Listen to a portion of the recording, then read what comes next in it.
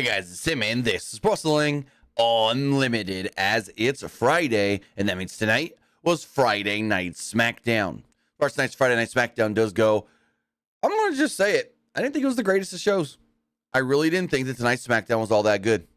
I thought it was a okay Smackdown, but I didn't think it was that great of a Smackdown, if I'm being completely honest. Like, it was passable, it was good, it was watchable, but it was just a show.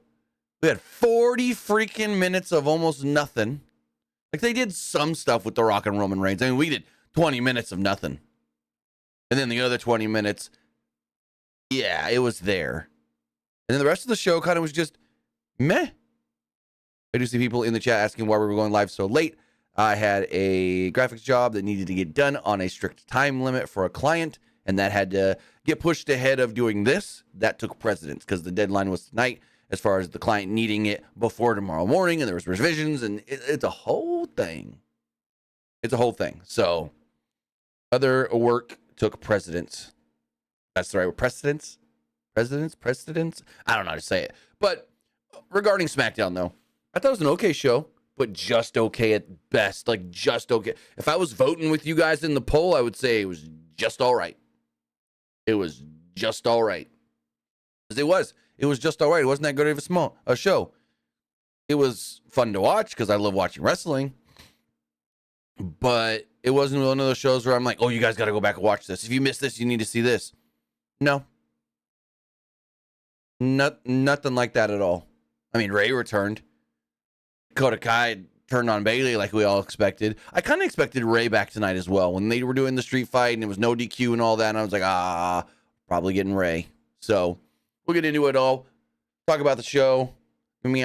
Give you my thoughts going into WrestleMania as far as what we could have learned tonight and so forth. But with that, I want to say thank you for joining me here. Twitch.tv/PWU Unlimited, YouTube.com/Pro Wrestling Unlimited, and podcast services all around the globe like Stitcher, Spotify, Google Pod, Apple Pod, Anchor, iHeartRadio, and so much more. Remember, if you are watching live on Twitch, you can help us out a couple of different ways. You can help us out by hitting that donate button down below or by donating Twitch bits in the live chat. Also, remember, you can help us out by subscribing to the channel one of two different ways. You can either subscribe with a tiered subscription, or you can subscribe with Amazon Prime, because remember, if you have Amazon Prime, then you have Prime Gaming. Prime Gaming gives you a lot of cool things like free games, free stuff for games, and you always get one free subscription to any Twitch channel you want to subscribe to throughout the month, and I'd greatly appreciate it if you did right here, Pro Wrestling Unlimited. Also, remember, head over to YouTube and do a couple things for us over there as well. Hit that subscribe button. That way you know when we post new videos. That way you know when we go live. And that way you know when we actually, excuse me, when we actually, I feel like I'm going to sneeze, but I'm not going to sneeze. When you know that we actually post things to the community tab and so forth. Also, hit that join button to become a channel member. Great way to support the channel there. And if you want your comment, question, or concern read live on the air, make sure to donate a super chat or a super sticker in the live chat, and we will do that there. Finally, head over to the Epic Game Store. Head over to the Epic Game Store and buy something. Whether you're buying a new game like Expeditions, a Mud Runner, maybe you're getting Nightingale, maybe you're getting an older game like Brothers, maybe you're claiming the free game, Aerial Knight Never Yield, or you're getting bucks for Rocket League, Fortnite, or Fall Guys, use this code right here, PWU Unlimited, at checkout, and you will be supporting us at no extra cost. Remember, Lady Gaga's now in Fortnite Festival mode, so if you want Gaga, then you need to go over there, and when you buy her in the store, use this code, PWU Unlimited, PWU NLIMITED, for all Epic Games and Epic Game Store purchases. As far as SmackDown does go, there. As far as the show does go, the show opens up and they give us a video package recapping Elimination Chamber. Corey Graves then welcomes us to the show, and Roman Reigns' music hits. And I go, oh, Roman's coming out to open the show. Okay. Roman Reigns makes his way out with Paul Heyman, Jimmy Uso, Solo Sikoa. And when I say we did nothing for 13 minutes here, we did nothing. Roman walked out, the crowd booed. Roman said, acknowledge me. They didn't acknowledge him, so he said, you know what? Maybe I'm just going to leave if you want to acknowledge me. Paul Heyman then said, oh, my tribal chief, we can't leave. But we'll be right back after this break. That's literally, I just recapped the whole first 13 minutes of the show. I literally just recapped the first 13 minutes of the show. We then come back about 3-4 minutes later, The Rock's music hits. The Rock slowly makes his way out to the ring and then takes his time and this and that, and he comes down, and while he was like, the people's champion.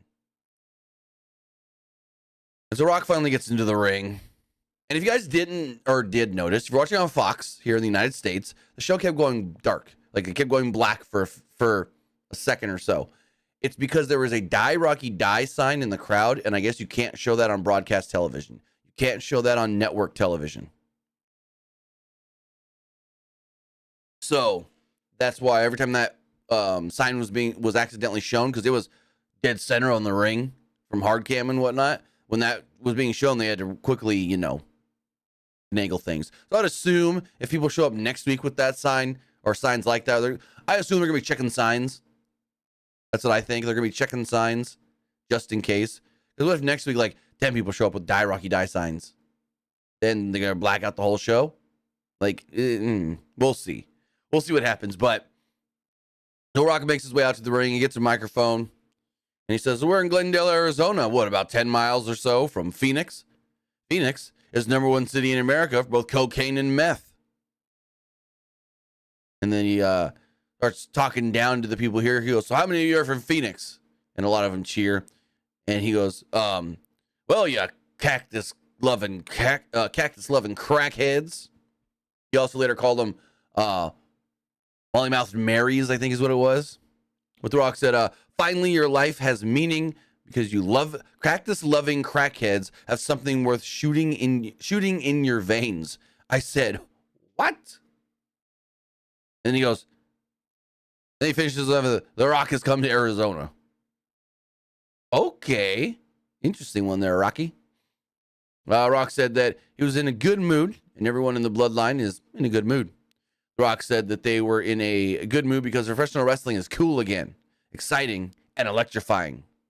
Rock touted how all the shows have been sold out recently, and they're going to keep selling out going forward. Roman, though, seemed very annoyed with The Rock. Like, when Heyman said we can't leave, Roman's like, oh, damn. And then Rock comes out, and Roman's got this look on his face like, you done yet, bro? So Rock says to everyone who isn't cool. He answered for them and said, oh, yeah, it's your hero, your idol, Cody Rhodes. Rock said that he heard Cody's challenge, and The Rock declines the challenge. The Rock said, quote, every woman in the arena wants to go one-on-one with The Rock, and some shrieks were heard. So some women went, yeah. Rock then called the ladies crackhead Karens. And I think he also said molly-mouthed Marys, like I said earlier. He then was like, none of y'all can go 22 inches. He said something about going 22 inches. He said something about going 22 inches, and then he mentioned heaven or something like that. And then, like, somebody goes, hey, from my other gutter. We ain't talking about, oh, what did he call it? I didn't write it down. Oh, he said my Messiah or my something like that. References cock. The Rock said Cody can't go one-on-one with The Rock. Eventually, The Rock counter-offered, though. Said, how about on night one? It's you and your girlfriend Seth Rollins against me and Roman Reigns. The Rock followed that up by saying, if Cody and Seth win on night one, the bloodline will be barred from ringside on night two. Furthermore, on the other hand, if Roman and Rock win on night one, then night two, it'll be bloodline rules, which means, well, anything goes. Rock said perhaps Jimmy would be the referee, and Solo would sing the national anthem under bloodline rules. The crowd kind of laughed at that one, and Rock's like, look at Solo over there. That's his happy face. You may not show it, but that's his happy face. Rock said that Cody and Seth need to meet them next week in Dallas and give them an answer. So, that confirmed, Cody Rhodes and Seth Rollins will be on the show next week. They will be on Smackdown next week. Cody was there. Cody wrestled the dark match in front of the live crowd, but not on television. Rock then said if you don't accept the challenge, Rock will do everything in his power to make sure Cody doesn't win on Sunday, night 2. The Rock pulled the whole "nobody can stop me because I'm on the board and I'm the boss" card. The crowd started chanting for Triple H, though. Rock tried to do the "if you smell," because he gets down, "if you smell," and then Roman puts his hand on the mic and stops him. He goes like this, and the wise man hands him a mic, and he goes, "Rock, you know I'd do anything for the family, but I need you to do one thing for me. Acknowledge me." And Rock looks at Roman, he's like, "Really? I acknowledge you, Roman, as my tribal chief." He was very reluctant to say it. Rock was reluctant. He said, quote, "Roman, my family, I acknowledge you as my tribal chief."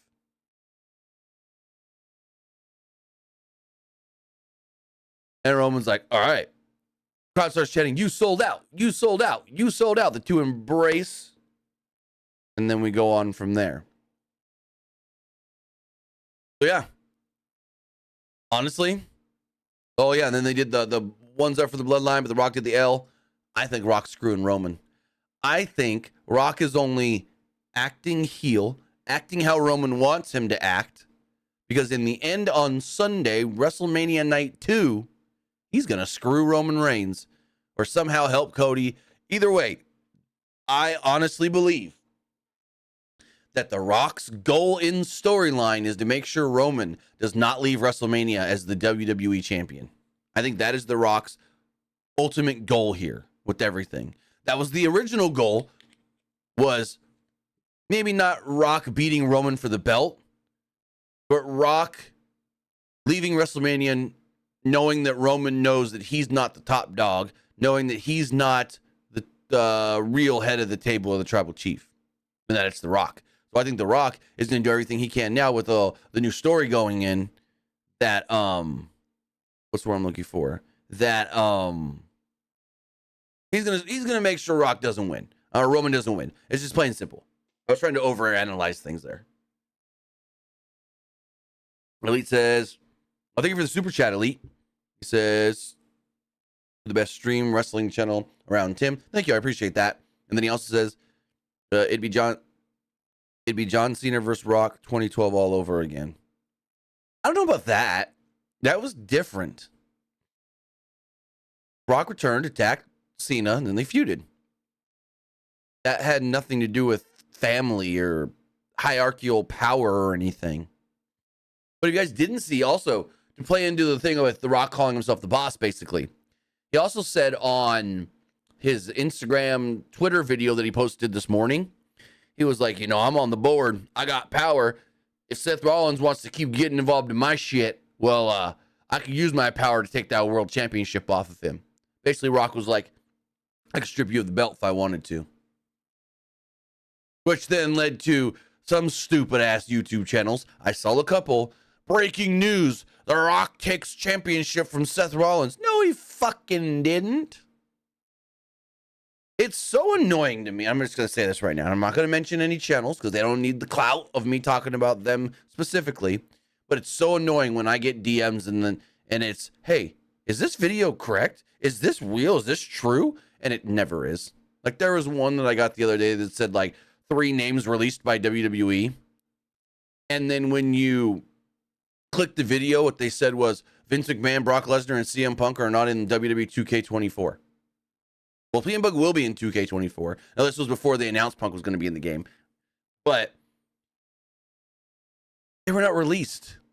The video, and you might be able to find out who this was by the title. It just said WWE Superstars. Breaking news, WWE Superstars released. Or it says, like, breaking news, Superstars released WWE 2024. So right from the jump, you're not going to think it has anything to do with the video game. Then you think, "Oh, wow, WWE released," and it's like major or massive stars. So then you're going to go, "Who got released? Oh my God, oh my God. What have I missed?" Then you click it and it's like, "Oh, Vince, Brock, You're talking about them now. This was from like less than a week ago or a week ago. Like you're still talking about them. What? Oh, they're not in the base of 2K24. Oh, that, yeah, no. So it's like, and I get these DMs every day almost. Hey, is this true? Hey, I watched this video and this guy said this. Is that actually true? It doesn't sound like it. Well, if it doesn't sound like it, it probably isn't. And 99% of the time when someone sends me something like that and asks me if it's true, it's not. So, and then these people are getting tremendous views because of their headlines and their thumbnails that are super incorrect, false, and, you know, unprofessional. But that's a whole other story for a whole other day. So Austin Theory and Grayson Waller were seen in the back.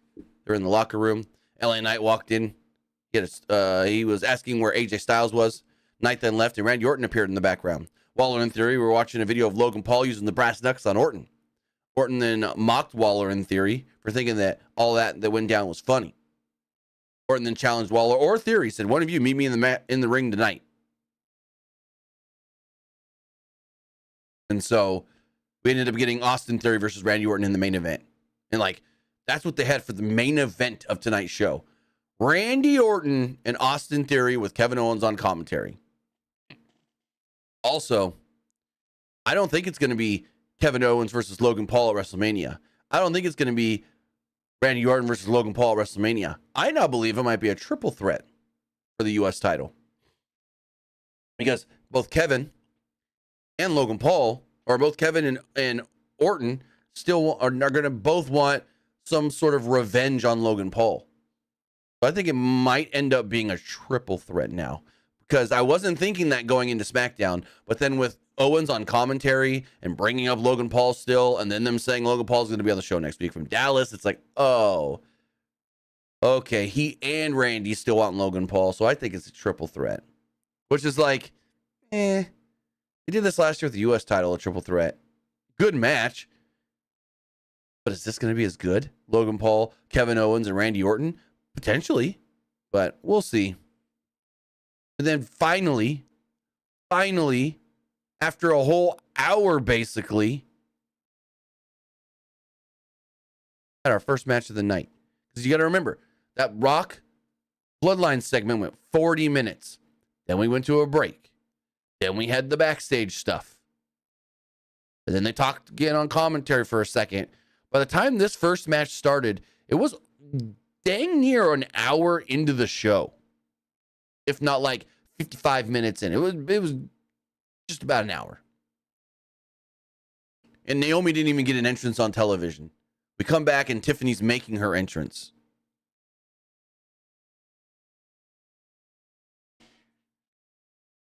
She comes down, she's yelling Tiffy time. Gets in the ring, and her and Naomi go back and forth. Stratton and Naomi trade some gymnastic spots before Naomi had control and added a low drop kick for a 2. Naomi then hit a face buster for a 2 again, and Stratton rolled to the outside as the show went to a commercial break. Back from the break, Stratton landed a double stomp for a 2. Naomi fought back and planted Stratton for a 2. Then the two women exchanged blows until Stratton hit a spine buster and got a 2 off of it. Stratton raked Naomi's eyes when the referee was kind of like stuck between them because Tiffany was on the apron. Naomi then tried to get at her over the top rope. The referee tried to pull Naomi back, and as he did, Tiffany thumbed the eye, so the ref didn't see it. And then from there, Tiffany took down Naomi, hit the prettiest moonsault ever, and pinned her to pick up the victory. And actually, this was probably her best moonsault on the main roster. She's done some okay ones, but this one was almost damn near perfect.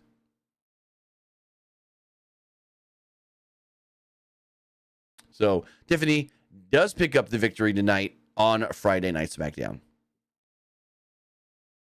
They got a video package recapping everything that went down with Damage Control and their drama, leading to Bayley and Dakota Kai against the Kabuki Warriors. And the match itself, well, it goes to a no contest. It did exactly what we expected. So Asuka and Sane attacked Bayley to start the match after Kai and Bayley ran to the ring all fired up. Bayley went to the top early, but Sane hit Bayley from behind, sending Bayley to the mat. Bayley tried to fight back, but Asuka threw Bayley into Kai and then sent Kai to the ground on the outside of the ring. So looks like Dakota Kai's clear. She got very physical in this match tonight. Where was I? Bailey then tried to fire up the crowd.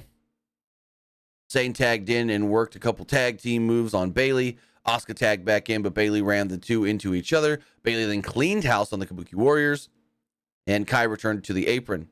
Bailey went to go for the tag, and Dakota jumped off the apron. Said, sister, you ain't tagging me, because I ain't your friend. Bailey was left all alone. Kabuki Warriors took down Bailey. They attacked her, while Kai watched on the outside. Asuka and Sane then, Bailey tried to go after Kai on the outside. So they attacked Bailey. Bailey got to the outside. She went after Dakota. And then Asuka and Kairi went after Bailey for going after Dakota. They rolled Bailey back into the ring. The crowd loudly chanted for Bailey. Io then got into the ring and hit a running knee to the back of Bailey.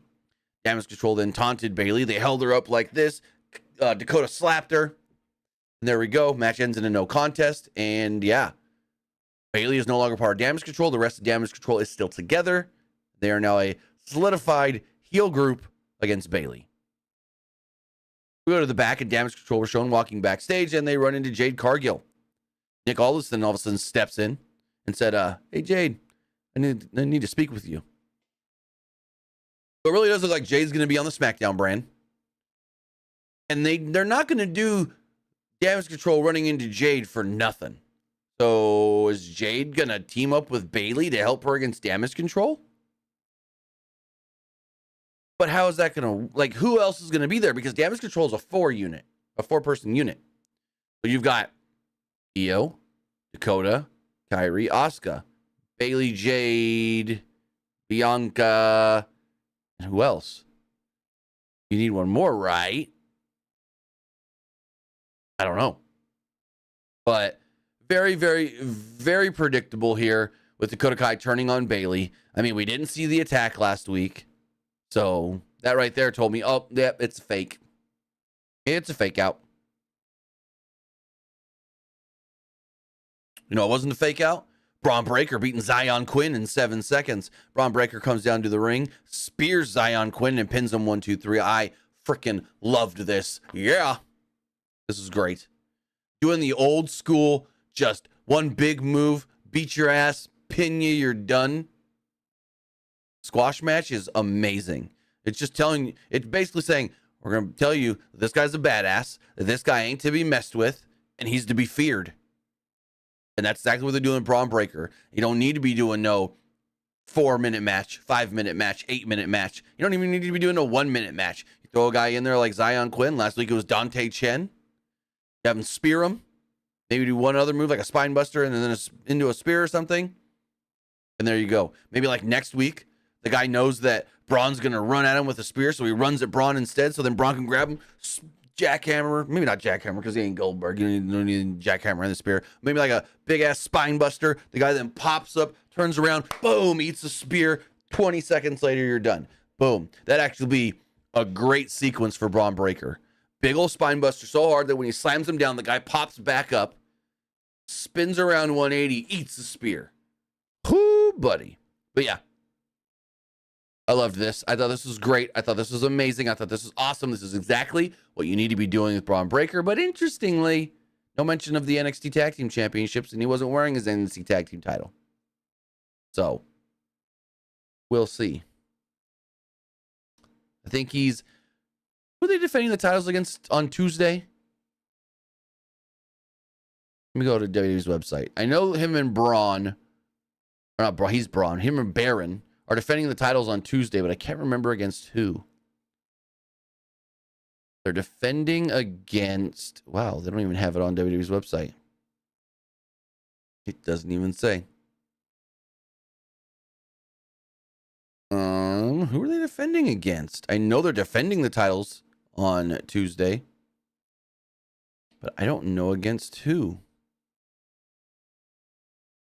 NXT Road Block 2024. Here we go. Chase U. Are they going to win the tag titles? I don't know.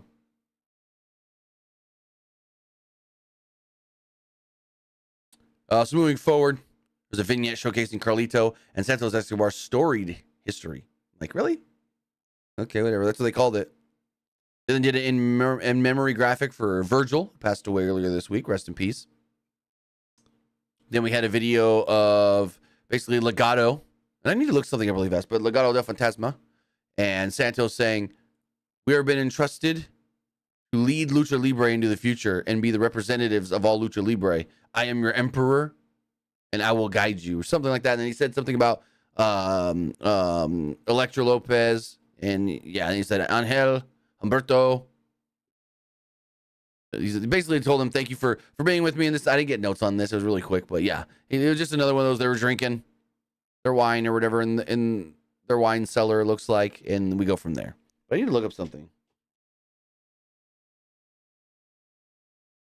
On WWE.com, Humberto Carrillo is still listed as Berto. But tonight, when it said his name on the screen, it said Humberto. Because it said Angel, and Santos called him Angel. Then it said Humberto, and Santos called him Humberto. He said Angel, Humberto. So, I don't know why WWE.com has it listed as Berto when they said it on the screen. Maybe it was a change tonight, last minute, and they haven't done the website stuff yet. But it said Humberto, and Santos called him Humberto. So I guess you don't say the H, it's Humberto. We had a street fight. It was Carlito and Santos Escobar. Both came out with their respective groups and then sent them to the back. I thought this match was really fun. Really fun. So the action spilled to the outside pretty quickly, where Carlito ran Escobar into the steel steps. The crowd chanted, "Oh, we want tables," and Carlito immediately went under the ring and pulled the table out. Escobar took advantage of that and tried to attack Carlito, but Carlito fought back and went back under the ring, where Carlito grabbed a kendo stick. Carlito then found an apple, and the crowd was happy until Escobar leapt over the top rope to take Carlito out. From there, the show went to a commercial break. Back from the break, a trash can was over Carlito's head. Escobar hit Carlito with a knee and going for the pin, but he only got a 2 off of it. Escobar then ran for a splash on Carlito, but Carlito had a chair, and Escobar went headfirst into the chair. Carlito then had control with some clotheslines before hitting Escobar with the trash can. Carlito then put the trash can on Escobar's head and hit the trash can with the chair repeatedly. Carlito then landed a reverse crossroads onto the chair and got a nice near fall, like really close near fall. Carlito pulled a table into the ring, but Escobar cut Carlito off with a knee. The two then went to the top, but Carlito crotched Escobar on the top rope. Out of nowhere then, Angel and Humberto would show up and beat Carlito down. Fantasma hit their triple team finishing powerbomb, but Escobar got only a 2 count off of it as the LWO ran down to the ring and fought off Humberto and Angel. Humberto and Angel then dispatched of them, but, well, we didn't hear. Booyaka, booyaka, 619, booyaka, booyaka, Rey Mysterio. And out comes Rey Mysterio, Old Man Rey. I'm going to say it right now. Out comes Old Man Rey with the gray beard. He's got the goatee, and it's all full gray. He's Old Man Rey. He's the wise veteran Rey. So he comes out to the ring. Fantasma walks towards Rey. But it turns out Mysterio wasn't injured anymore when he came out on them crutches, and he beat him down with the crutches. Second fake crutch spot in wrestling this week.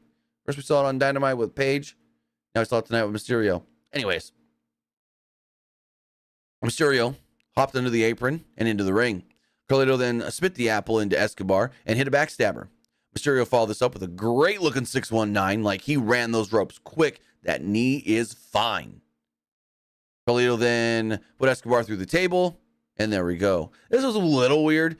Carlito grabbed Escobar, and when he picked him up for the spine buster, he immediately dropped him, kind of like he slipped out of his hand or something. When he immediately dropped him, and he went straight through. It was fine though. It was good. I liked this match. I had a lot of fun with it. I thought these two, every time Carlito and Santos are in the ring together, they work so well together. They're so good together. But yeah, Rey is back. The LWO all stood tall together, and there we go. So in the LWO, it is Rey, Carlito, Del Toro, and Wild. Those were just naming the men. And then in Fantasma, it is Santos, Angel, Humberto. So you need another guy, or you kick somebody out of LWO. And I know someone's gonna say, "Go get Andrade." No, I want Andrade kept as far away from all this as possible, which is why I'm happy he's on Raw. Because just because he's a Latino wrestler doesn't mean he needs to be lumped in with all the others. Nope. Keep Andrade on Raw doing his own thing, and he doesn't need to be brought into any of this. So we learned that next week, Logan Paul will be on the show. And we also learned that Bobby Lashley will be going one-on-one with Karrion Kross. Backstage, Pete Dunne and Tyler Bate met with Nick Aldis. They made their case about getting another shot for the tag team championships against Judgment Day. Aldis said an announcement on the tag titles will be coming soon. And I go, that's one of two things. And I hope it's the second thing that I'm thinking. So either we're going to figure out number one contenders for WrestleMania, or we're splitting the titles up. We're splitting the titles up. Please split the titles up. He said an announcement regarding the tag titles will be coming soon. Please split these goddamn titles up. We now have enough tag teams, because when they put the titles all together a year ago or whatever, the thing was, are there really enough tag teams to have two sets of tag titles and not be repeating matches and championship matches over and over and over? Now there are. There are enough tag teams on both brands. You can keep bringing up more tag teams from the NXT roster, and I'm just like, oh, split the titles. Split the titles. I still said on Monday, the way I would do it is you have Truth and Miz win both sets of belts at WrestleMania, and then Truth gets confused why he's got two titles, realizes I'm on Raw, and then goes, well, I gave old Mr. Nick Aldis his belt back because he's the blue guy. You know, he's the blue show, so I gave him his belt back. That's why I only got the red one now, because I'm on the red show. Or he gets really confused and gives Nick Aldis the red belt, and he keeps the blue belt, and it doesn't even matter. And yeah. But they need to split these tag titles. Aldis was distracted, though, by LA Knight, who had a steel chair in hand, and he's like, you seen AJ Styles? Aldis told Knight that he told Styles not to come to the show tonight. Knight noted how Styles flew across the world just to screw him, and he gets the night off. Knight's like, you know what? If I got to do it, I'll go to his dang house. I'll go to him. And Knight was very fired up as he left the scene. And I'm like, oh, you're going to go to this house and be like, hey, Jay, Wendy, you call for Wendy too? Like Samoa Joe did? You ain't the first WWE superstar to go to AJ's home. But yeah, they're doing AJ and LA Knight at WrestleMania. It's almost a lock at this point. Then Corey Graves tells us we got the credit one main event, one match left. And then Kevin Owens music hits, and they go, what? And then they're like, making his way to the ring, special guest commentary for this next match, Kevin Owens. And I'm like, oh, cool. And then that's when I come to the realization of, oh, it's going to be a triple threat for that U.S. title at WrestleMania, isn't it? It was an okay match. It went 9.5 minutes or so, maybe just a little less than 9.5 minutes. And it was an okay main event for an okay episode of SmackDown. So Theory ran at Orton, but Orton caught him and worked Theory over with a series of strikes.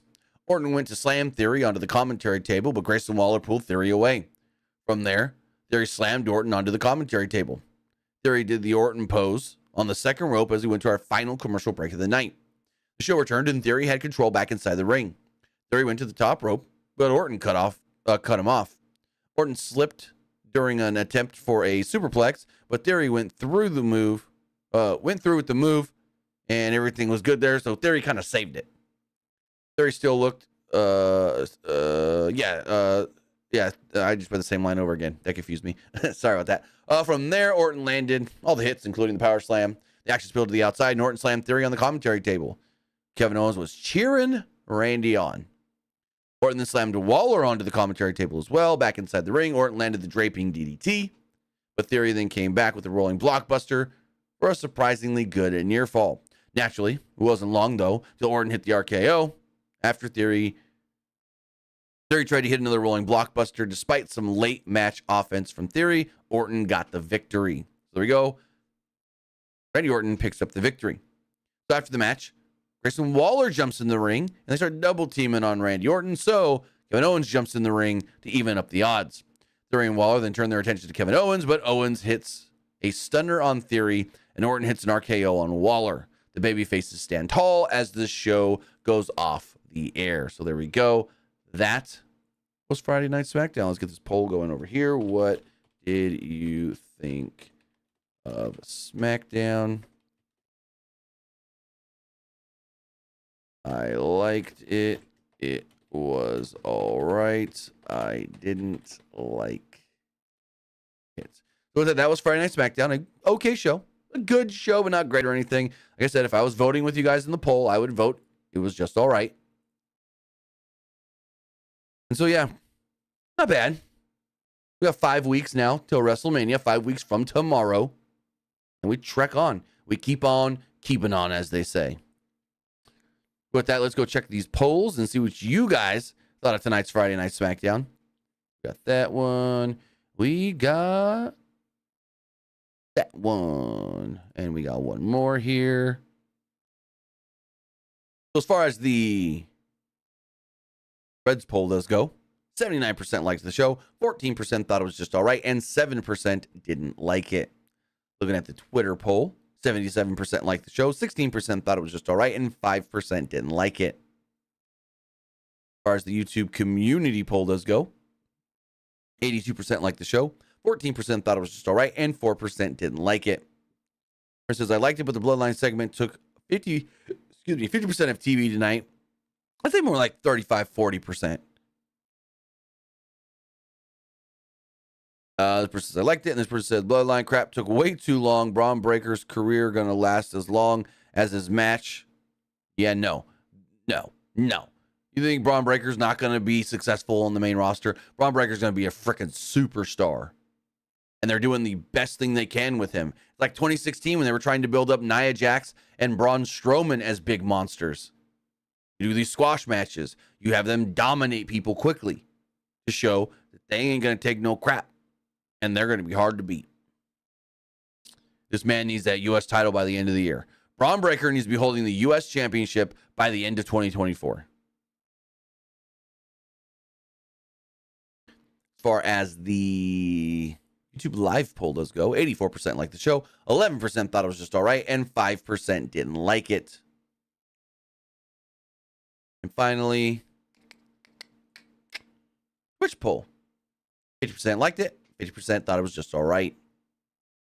With that, guys, that is going to wrap everything up. I want to say thank you for joining me here. Twitch.tv/PWU Unlimited, YouTube.com/Pro Wrestling Unlimited, and podcast services all around the globe like Stitcher, Spotify, Google Pod, Apple Pod, Anchor, iHeartRadio, and so much more. Remember, we will be back live on a Sunday for AEW Revolution, Sting's retirement that night. So that should be a lot of fun, and we'll see how it goes from there. Also, if you guys don't know, this weekend, I'll give you a little something you can do this weekend. Go see Dune Part 2. No spoilers, but I saw it last night, and this movie's great. I would rate it 4.5 out of 5. Now, with not giving any spoilers, I would say that the only reason I don't give it a straight up 5 is because it dragged at parts, and it's 2 hours and 45 minutes, and it feels all of 2 hours and 45 minutes. At least it did to me. But I will say this movie is stunning. I will say this movie has amazing sound design. And you might go blind once or twice because this movie does a thing where it's dark, and then all of a sudden, all at once, you're outside in the sunlight, and it just gets bright really, really fast. It goes from everything's dark to woof. They turn them halogen lights on. Big time.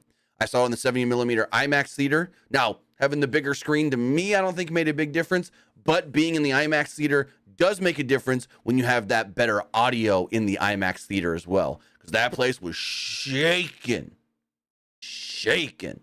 So go see Dune this weekend.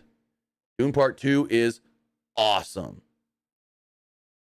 With that, guys, have a great night, and I'll see you back here Sunday for AEW Revolution.